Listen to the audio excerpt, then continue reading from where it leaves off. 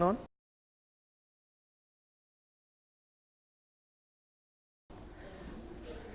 Myself, Jiffin Thottan, and I am currently software engineer at that.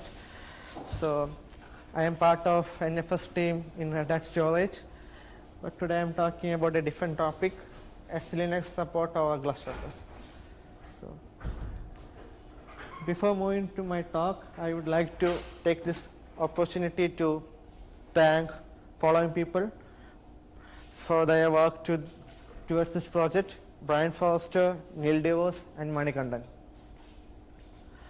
So today I will go through the following sections or following slides. So I will start with what is GlusterFS, then I will talk about SELinux in GlusterFS, then the challenges or issues which we faced while implementing the SELinux support, and how the clients can do the stuff, and where are we. So what is GlusterFS? Like, this slide might be, you have see this slide before, so sorry if it's boring or something like that.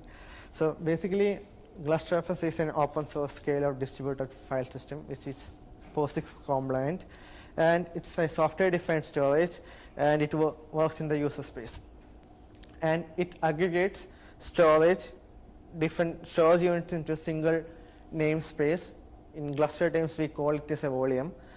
And one of the important feature or like key highlight of GlusterFS is it does not have a dedicated metadata server, and it provides, or the overall GlusterFS design provides a stackable modular architecture, and it can run on any commodity hardware like our laptop servers. Like, does not matter.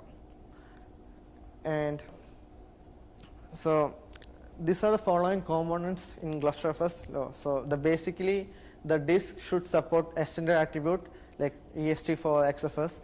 That's the only requirement for a disk to be part of GlusterFS storage. Then it has following components. So there are servers which we say its name of storage bricks, or it's a GlusterFS daemon running on these storage bricks, and it exports a local file system. And at the client, we aggregate different storage units to a single point, which we call as a volume.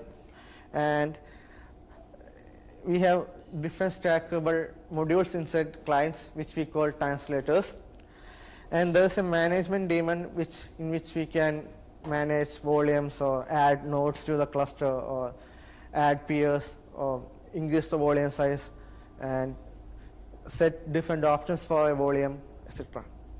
And this is done with the help of CLI tool, client interface tool. And this is how the overall GlusterFS architecture will look like. So the storage admin can create a GlusterFS volume using bricks, the physical drives, and it will export each physical drives via bricks, and admin will create a volume, and user can mount or use that volume using different protocols like NFS or Swift or Fuse or OpenStack, something like that. And if you look into the internal architecture, like, you can see two diagrams. Left side is server and right side is client. So each of them we call as translators. Each of them are pluggable modules, like in which you can include each feature and remove it if you want. So client will request and it will go to, like, these are default translators will be loaded at the client side. At the right side, the blue color, all the requests will go through these translators and it's sent to the server. And in server also we can see different translators. All requests will go through these translators, and at last it will just write into the POSIX layer. So before moving to next topics, do you have any doubts or questions regarding GlusterFS or its architecture or something like that?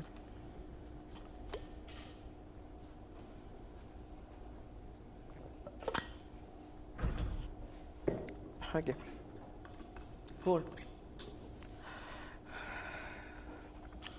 Now I'll talk about SELinux in GlusterFS. So I will just give a brief intro about SELinux. I'm not an expert in SELinux. So this is just a brief intro which have few things so it provides a mandatory access control for Linux systems. SELinux can work on policies, it enforces rules based on policies, and each processes and files are labeled with context like this. You can see ls minus hyphen -z file give. The first one is the DAC, the directory access controls, the read write permissions, user group. Then you can see the SELinux one. So it has 4 parts. First one is user, second one is roles, third one is type, and last one is security level. So user is similar to the Linux user. You can map Linux user and SELinux users using SELinux policies. And then there is object. So object roles, it's kind of domain for the users, what all the user can access or something like that. And next one represents type of that file or process. So each domain can access different types of files or processes based on the SELinux policies. And last one is the security level. And which I matter is what is SELinux for the backend.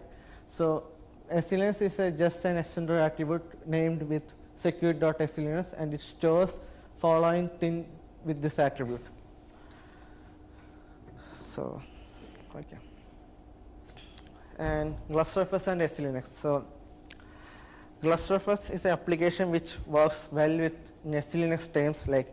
It has all the running GlusterFS process will have following SELinux context, and user system. It means that it's run by systemd. That's why it gets system U and system R as user and role. And glusterd-d is the type for all the processes. It may be root process or client process or the management daemon which I talked about. So by default, everyone will get following context.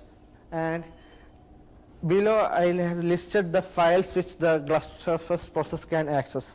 So you can see the roles for a type for each file. So each which represents glusterd, in which so the GlusterFS process or Gluster processes can access those files.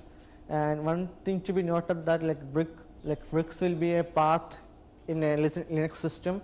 It have following context with glusterd brick. So not all applications which uses GlusterFS support SELinux. So following are 2 applications which have SELinux context at client side as well. So one is Fuse client, which have Fuse underscore T type, and other is NFS client, which have NFS underscore T type. But today I'm not talking about this stuff. This is what we have in GlusterFS with SELinux. I am talking more about the client side representation or how we can do it. Applications can set context on clients. So currently with current GlusterFS architecture, clients cannot set different context on files which resides on a GlusterFS volume, and being SELinux provides mandatory access control. So and GlusterFS is a file system, basically like Linux compliant or POSIX compliant file system. We need to support SELinux. So why it is not working for us? Basically, as I mentioned before, each files which access Gluster process have context. So bricks have its own context. If application tries to write a context, it will overwrite the existing brick context. So it won't work with SELinux, or it won't work with GlusterFS process, won't work with SELinux and enabled environments. So we need to do some kind of hacks. So as I mentioned before, at the back end, this SELinux will be stored as a security.SELinux attribute. So we just need to map that SELinux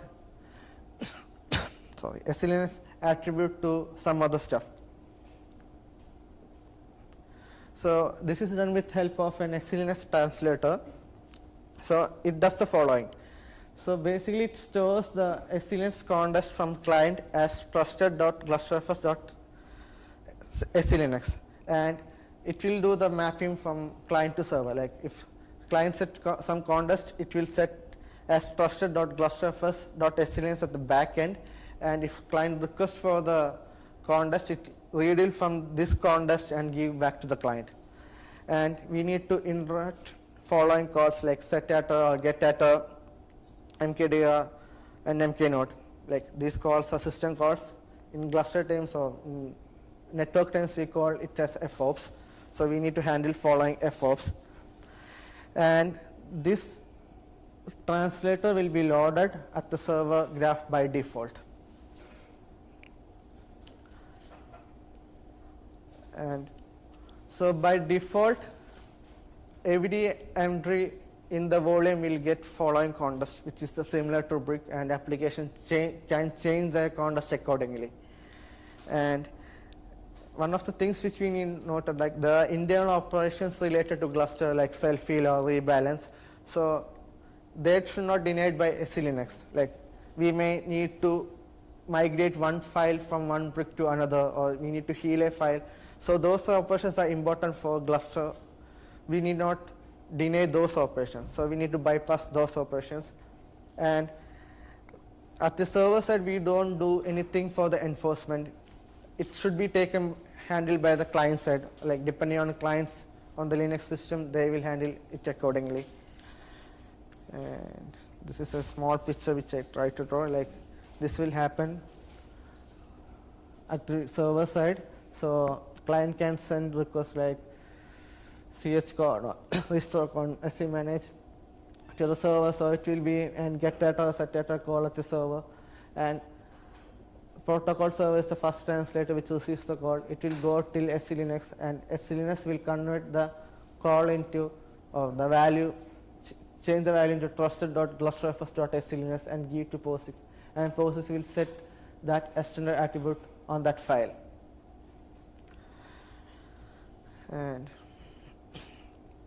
so after doing this, like the following are the two clients which can't support for SELinux. One is Fuse and the other one is NFS. So there is a bug in Fuse client which is not fixed yet, so the users cannot set SELinux context until fixing this issue, and they have proposed patch as well. And in case of NFS clients, like we have labeled NFS, it's a feature part of NFS 4.2, and using that, NFS clients can set the SELinux context directly without any issue, but there should be some kind of operation should be implemented at the NFS servers which Gluster is using, that is NFS Ganesha, which is also missing. So there are lots of stuff need to do in this project. And where are we now? So it was planned for 3.10, but it didn't make it up. So we have two patches posted upstream. Like one is the implementation of the translator, other one is like setting the brick context while you create or add bricks. And two more patches yet to be started or need to be done. And one of them is, so the inherited context from the parent directory should be also modified with the trusted.appending stuff. So that is missing, and maybe for the other applications we need to provide GF APIs for managing the SELinux context. And the following are the, if you have queries or questions, you can ask, mail us or ask at IRC, and these are some useful links And yeah, do you have any questions? Or